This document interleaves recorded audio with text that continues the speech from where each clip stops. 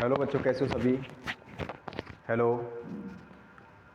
कैसे हो सभी। मैं इंजीन रईस खान फिर से आपके अपने YouTube channel the electric classes पर हम आप लोगों के लिए जो रिमेनिंग था आपका केडी डिस्ट्रीब्यूशन फैक्टर वह लेके आए हैं। और आज हम समझते हैं कि डिस्ट्रीब्यूशन फैक्टर क्या होता है। ठीक है ना बच्चों। तो डिस्ट्रीब्यूशन जो फैक्टर था, उससे पहले अगर जो बच्चे मेरी क्लास को पहली बार देख रहे हैं, वो पिछली 3 या 4 वीडियो मैंने बनाए हैं, तो उनको समझें। और अगर आप उनको समझ पाते हो तो ही ये आपको अच्छे से समझ में आएगा। तो डिस्ट्रीब्यूशन फैक्टर है क्या देखें। सबसे पहले डिस्ट्रीब्यूशन फैक्टर जो होता है, इट्स नॉन डिस्ट्रीब्यूशन फैक्टर। तो ये वही नाम लिखते हैं, डिस्ट्रीब्यूशन फैक्टर है ना। तो इसको स्प्रेड फैक्टर या फिर ब्रेड फैक्टर के नाम से इसको जाना जाता है। तो बच्चों, स्प्रेड फैक्टर या ब्रेड फैक्टर के नाम से इसको क्या है, जाना जाता है। फिर देखो, the ratio of the induced EMF generated distributed winding and induced EMF in case of concentric winding. तो बच्चों, क्या कहा है इसके अंदर कि जो डिस्ट्रीब्यूटेड बाइंडिंग है ना, हमने पढ़ा था डिस्ट्रीब्यूटेड बाइंडिंग को इससे जस्ट पहले जो वीडियो बनाया था हमने, उसमें कि डिस्ट्रीब्यूटेड जो बाइंडिंग है उसमें जो उत्पन्न होने वाला जो ईएमएफ है वो, और एक कॉन्सेंट्रिक बाइंडिंग में उत्पन्न होने वाला ईएमएफ है वो, इन दोनों का जो रेशो है वही क्या कहलाएगा आपका, केडी या डिस्ट्रीब्यूशन फैक्टर या स्पीड फैक्टर या फिर ब्रेड फैक्टर कहलाएगा। ठीक है ना बच्चों। फिर देखो, कुछ इससे इस डिस्ट्रीब्यूशन फैक्टर को निकालने से पहले कुछ टर्म्स को जानना बहुत ज़रूरी है, क्योंकि ये टर्म हम समझ लोगे या आप समझ लोगे तो प्रॉपर आपको अच्छे से ये डिस्ट्रीब्यूशन फैक्टर को निकालना कैसे किस तरीके से आता है वो सीख लोगे। और हालांकि मैं बता देता हूँ, आपको एग्ज़ाम के पॉइंट ऑफ व्यू से आपको इस डिस्ट्रीब्यूशन फैक्टर से बस इतना ही ध्यान रखना है कि इसका एक तो फॉर्मूला थोड़ा सा रिवाइज रखना है आपके दिमाग में। बाकी ये समझाना था थोड़ा यह आपका समझ में आ जाता है तो थोड़ा सा और सरल और सहज हो जाएगा। बच्चों वैसे आता नहीं है, हालांकि आपको मैं बता देता हूँ। तो थोड़ा देखो, एम जो है यहाँ पर एम है स्लॉट्स पर पोल पर फेज। तो एम का मतलब क्या है कि स्लॉट जो है उसमें पर पोल पर फेज होता है। ठीक है ना। तो एम जो है निकालेंगे कैसे, तो देखो एम है स्लॉट्स अपॉन पोल इनटू फेज। फिर बीटा क्या है बच्चों, बीटा है स्लॉट्स एंगल्स। अब बीटा कैसे निकालेंगे हम लोग, तो beta equal to 180 degree upon S upon P. It means slots, it means poles.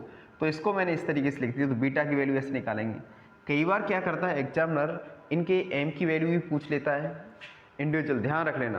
पूरा बहुत बड़ा क्वेश्चन देने के बाद वो एम की वैल्यू पूछ लेता है और बीटा की वैल्यू पूछ लेता है।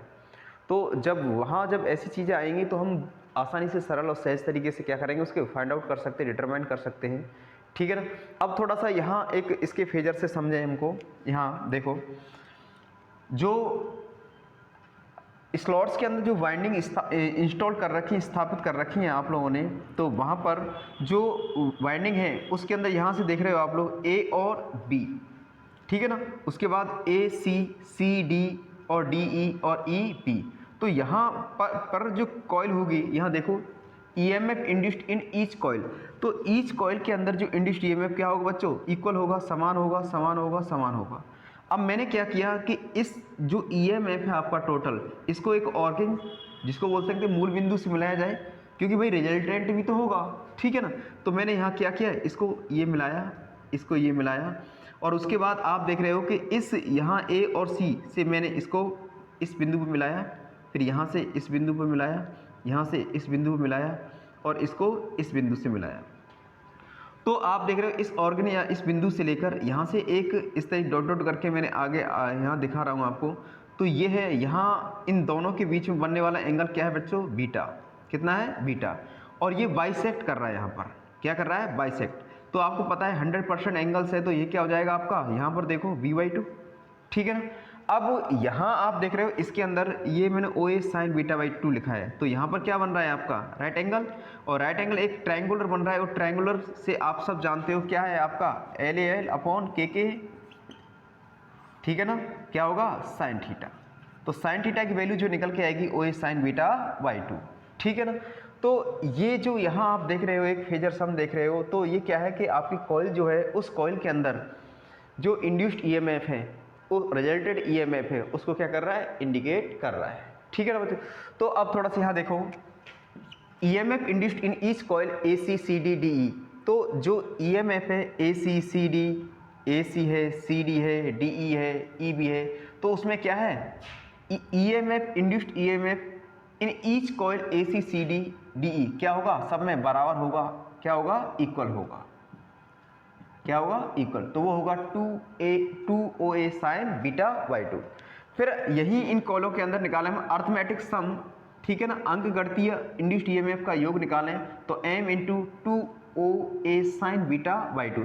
अब बच्चों m से क्यों मल्टीप्लाई करने हैं, आपको पता है स्लॉट पर पोल पर पेज होगा, तो वहाँ m से क्या कर दिया हमने, मल्टीप्लाई कर दिया। अब मैं रिजल्टेंट निकालूं तो a और b के बीच, a और b जो है ये क्या है आपका रिजल्टेंट, भाई ये तो रिजल्टेंट निकालेंगे हम लोग, तो रिजल्टेंट ईएमएफ जो फेजर सम होगा वो क्या होगा, 2OA sine m beta by 2, ठीक है ना। तो m जो है बीटा से क्या हो जाएगा, वहाँ पर मल्टीप्लाई हो जाएगा।